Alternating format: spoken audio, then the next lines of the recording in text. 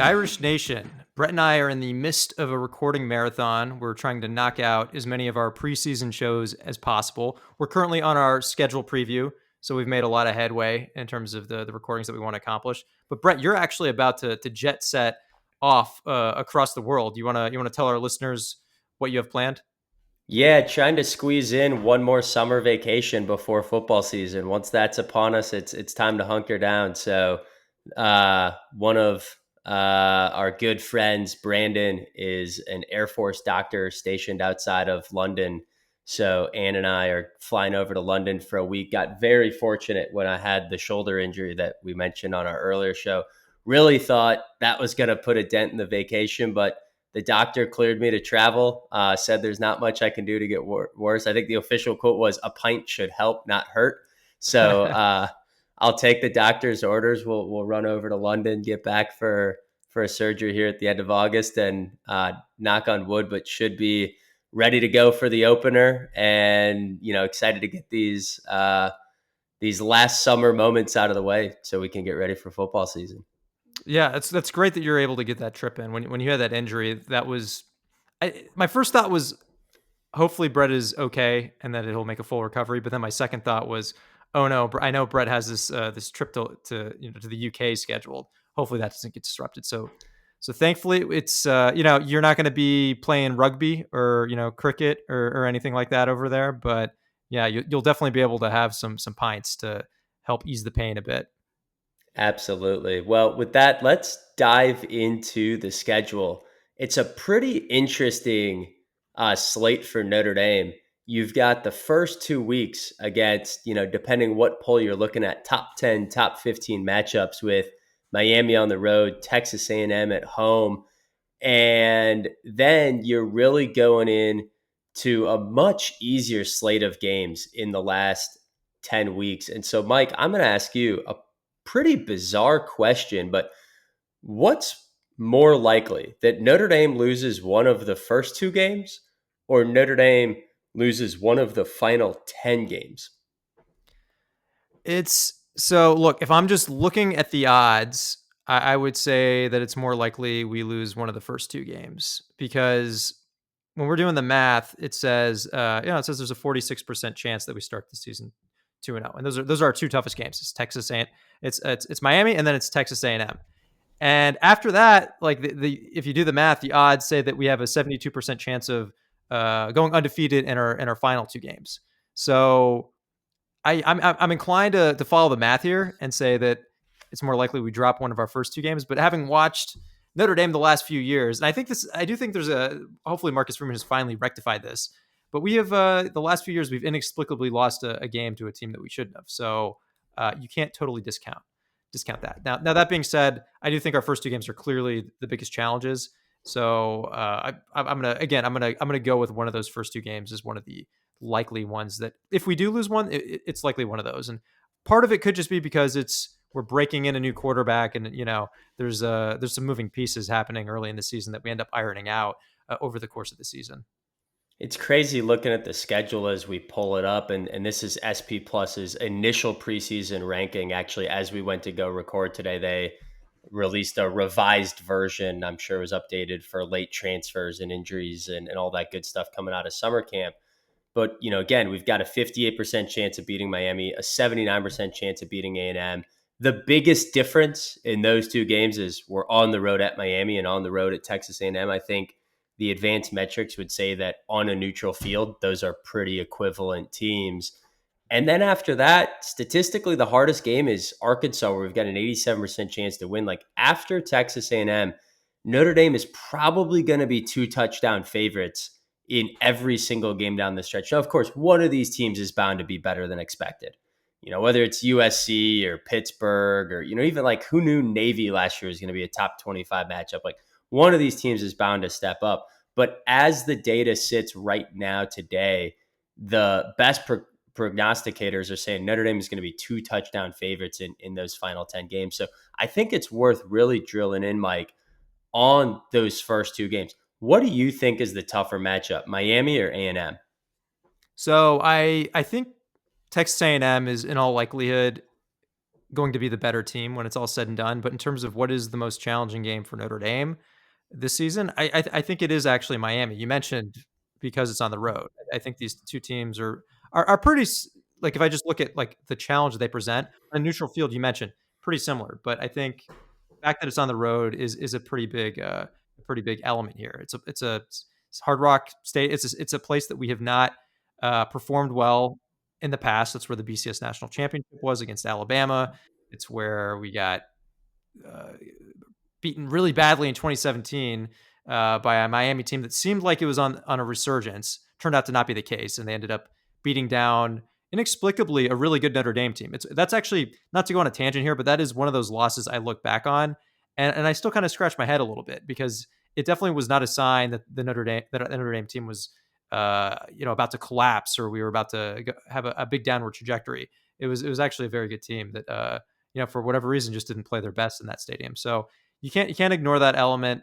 Miami does have a lot of moving pieces. Notre Dame certainly does too. I think the headline is that they bring in Carson Beck, who was the quarterback for Georgia, was at one point hailed as a first round pick in the NFL draft, but then had some big moments, high pressure moments where he didn't play as well and really slid down draft boards. So transferred to Miami, recovering from a pretty serious injury, although it looks like he's fully recovered now. Didn't have the full offseason that you would normally like with a transfer QB to really be able to ramp up. Bring in a ton of new receivers. So as effective as their offense was last year, they were number one by many metrics that you want to look at. They lost the number one overall pick, Cam Ward, but they bring in this transfer quarterback. I think their offense should still be one of the better ones in college football, but it's hard to imagine that they don't take a step back. In terms of the running game, they have good backs, but it's nothing spectacular. So I think this is a unit when it's all said and done will be probably around a top 10 offensive unit over the course of the season.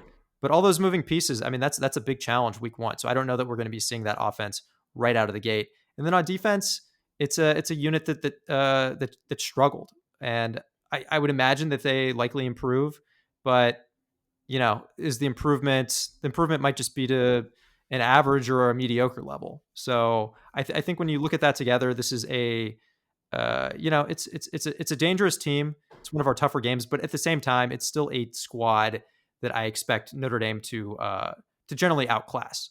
We're breaking in a new quarterback, but I think our roster has far fewer questions. I think our roster, has more stability, and even if we have uncertainty at quarterback, I think these other strengths should be able to, help lift our team to a level to where we outperform Miami. I think all of those things said in reverse for A&M is actually why I think A&M, despite the math, I'm going against SP plus here. I'm going against what the Vegas odds would say. I think Texas A&M is going to be the tougher football game. Yes, they have a reputation of just being the king of 8-5 football. It just seems every year Texas A&M just cannot get over the hurdle of being a fringe top 20, top 25 team and just can't break into that upper echelon of the sport. But it's year two for Mike Elko, and he was frustrated with the defense last year. He's taking over play calling duties on defense, really becoming the defensive coordinator, if you will. So I expect that to be improved. And, that's one area that I feel like is an advantage if they don't turn it around. But the offensive side of the football, I think Notre Dame caught A&M at a pretty fortunate time last year when they had Connor Wegman. He was also dealing with some injuries, then struggled. They brought in Marcel Reed. It kind of took a while to get Marcel Reed acclimated as a first-year starter last year. He's now back, and I almost had to take a double take when I read this. Texas A&M led the SEC in offensive scoring in conference games. They're the number one scoring offense in SEC conference play.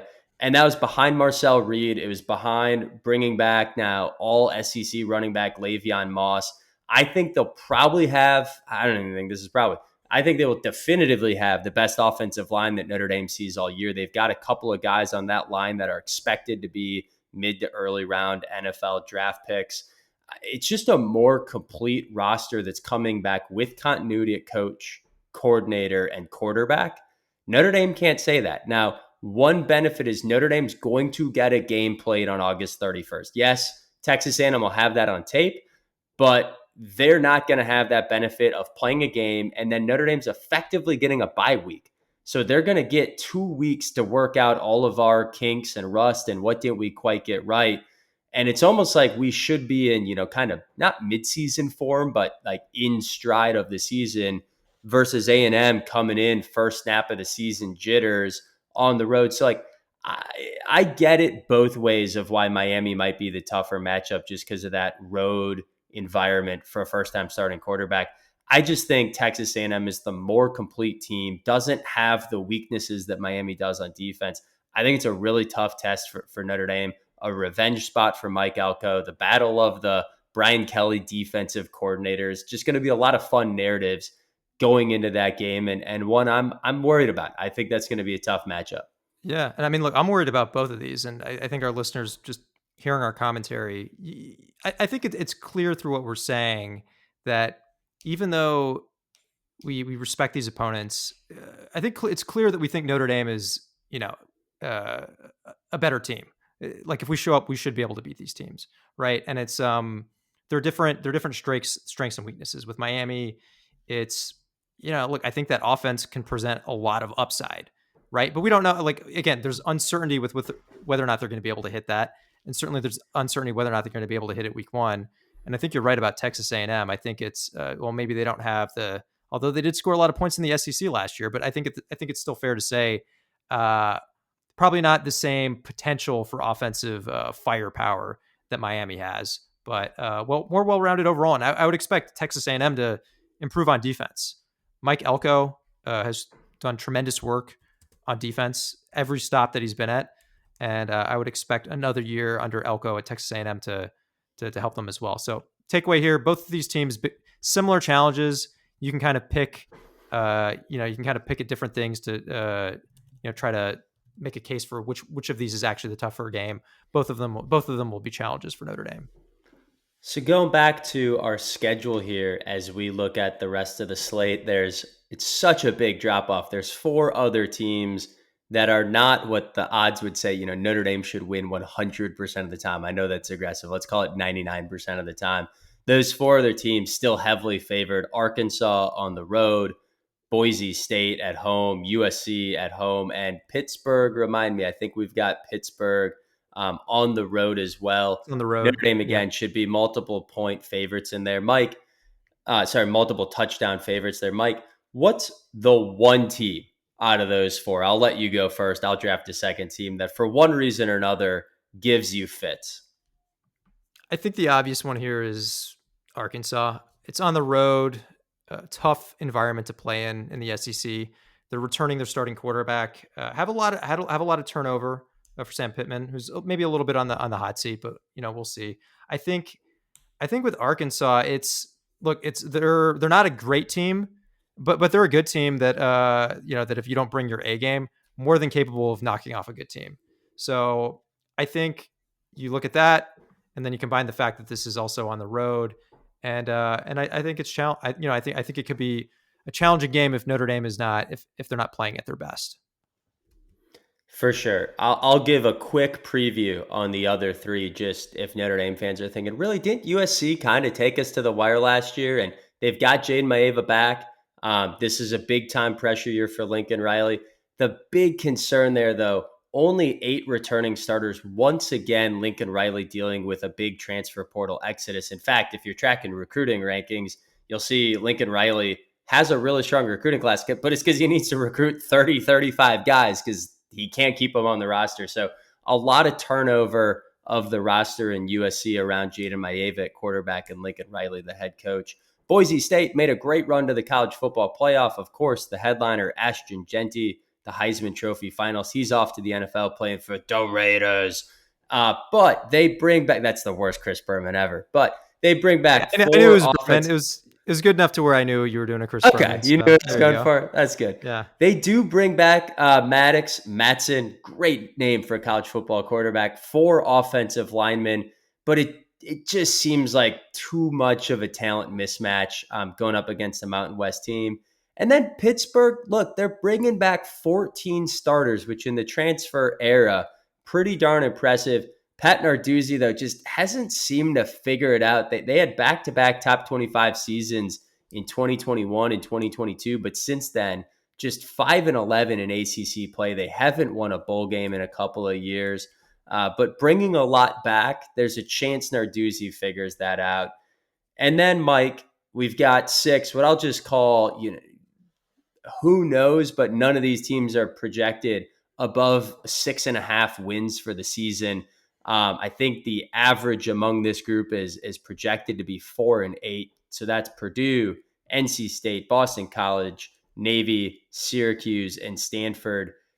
What's one headline Notre Dame fans out of those six teams you'd pull out of a hat and say, hey, Notre Dame fans, circle this one on the schedule. It'll be interesting for blank reason. For headline purposes, I think it has to be Syracuse in the Steve Angeli Bowl. So Steve Angeli had, you know, departed Notre Dame after the spring, ceding the starting quarterback role seemingly to CJ Carr, but now we're locked in the midst of a 50-50 quarterback battle with him and Minchie. So it remains to be seen who will win that. As of this time that we're recording, there has not been any decision yet, but I digress. Angeli had some heroic moments in the Orange Bowl. We're not winning. We're not in that national title game without Steve Angeli balling out at the end of the first half against Penn State. So in my books, if I ever see him at a bar in South Bend, really anywhere, I'm getting him a beer. I think he's earned free drinks for life in South Bend. Sandwich. Yeah, exactly. Yeah, okay. Exactly. Yeah, even better. So I think that's a headline. I think that's a very obvious one. And we know Steve Angeli is a good quarterback. So I think with this, there's a scenario where the Syracuse offense is better than people expect. It really clicks with Steve Angeli. We know that he's a smart quarterback. He's accurate. He can deliver the ball on time and accurately. So it's possible Syracuse could end up being better than people expect. So that's the one that I would lock in of those ones you mentioned. I completely agree. And I think Syracuse is a hard luck story of the transfer NIL era too. I think a lot of those teams in that kind of middle average tier of college football now, it's so hard to maintain stability. This is a program that led the nation in passing last year. I think that's such an insane stat to say. Like, I don't think if you ask the average college football fan, I don't think 90% of them are pulling that out of the hat. Kyle McCord was the Ohio State transfer. Of course, he lost his job when they brought in Will Howard, so he goes out to Syracuse. And they led the nation in passing. He graduates, and they just didn't find their guy in the portal. Steve Angeli, if you remember, goes into the portal after the spring practice wrapped up, once it was kind of clear he wasn't one of the top two guys. And in the meantime, Syracuse just lost everybody. So they only have 3 returning starters on offense around Angeli. Tough place for him to probably go fit in and be a day one contributor, but certainly wish him nothing but the best. And I think it'll be a fun matchup for Notre Dame fans. It's a good transition, Mike, to our last question here before we get into predictions for Notre Dame's win-loss record this year. And it's, who's the best quarterback is Notre Dame going to play? So if you're following along on YouTube, we've pulled up every single opposing quarterback that Notre Dame is expected to play pending injuries this year. And who knows who steps up from backups, etc. But projected starters, looking at their Pro Football Focus grade and their passing yards. So a little bit of a quantity in the yardage, quality in the Pro Football Focus grade. And I'd caveat, there's 3 starters on here not listed for Syracuse: Steve Angeli, Boston College, and Purdue, just given limited playing time last year, just didn't really have a meaningful set of stats to look at. Mike, who jumps out on the page as that kind of the biggest arms Notre Dame's got to worry about? There are a couple obvious ones. We talked about Carson Beck already. Look, we gave the typical caveats that everyone always gives with Carson Beck. He has tended to buckle when you get a lot of pressure on him in big moments. He hasn't played at his best. But at the same time, there is a reason that NFL scouts had him pegged as a very high pick in the NFL draft. So there is certainly the possibility that he's able to elevate his game and perform like a first round draft pick. Well, I don't know if they'll do that week 1 against us, but it's certainly worth monitoring. So I think he's the one I got to call out first. He isn't the most highly graded. He doesn't grade out the most highly on this chart that we're showing. And then you have Green from Arkansas, played really well last year. on an Arkansas team that has been, like I said, they're good, but they've been inconsistent. The record, I would say, last year didn't always reflect the caliber of opponent that they were. They're one of those teams that stacked up pretty solidly in SP plus, but they had more losses than they would have liked. But I think Green is someone to monitor. And then Jaden Mayev is interesting because I against Notre Dame last year, I would say up until the end, I mean, he was looking pretty effective as a quarterback. He was really slicing and dicing through our defense, and then at the end he threw a couple pick sixes, and that just kind of offset everything that he did. So with him, if he can become more consistent, if he can just avoid some of these back-breaking mistakes and become more consistent, and you see more of that upside that we saw for a lot of our game against USC last year, he's someone to keep an eye on as well. I would say those three stand out. And then I don't want to talk about all these quarterbacks, Brett, but then Horvath at Navy.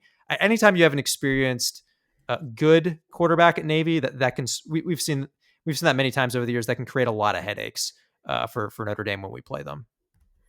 It's interesting how deep this quarterback slate is for Notre Dame. It reminds me, it was the year we played Des Ridder at Cincy. We had Caleb Williams on the slate. I think it was something like five opponents of Notre Dame that year at quarterback got drafted in the NFL the next spring. Like, it was just one after another.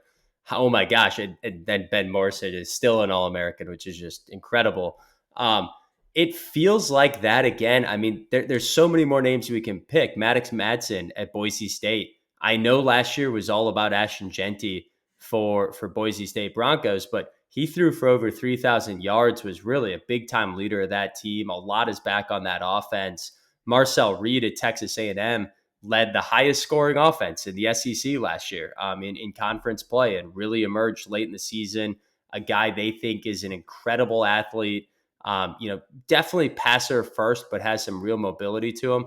Don't sleep on Holstein at Pittsburgh. He was a top 150 recruit for Alabama, transferred out of that program, and is now a multi-year starter at Pittsburgh. So someone who, you hear the name Holstein and you see he's the quarterback at Pittsburgh, you might not think athlete. That guy is an incredible, well-built athlete, 6'4", 220, like has the makeup of an NFL quarterback. We just rattled through, I think, everything but one or two guys on this page.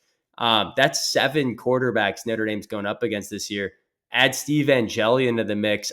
There's 8 guys there that, in their respective conferences have a chance to be like first team all conference at quarterback. Obviously they can't all be like Reed and Green are in the same conference, and we're playing a lot of ACC schools, but there is going to be some really good quarterbacks on the slate this year for Notre Dame. I think it poses a different challenge that we haven't seen the last few years.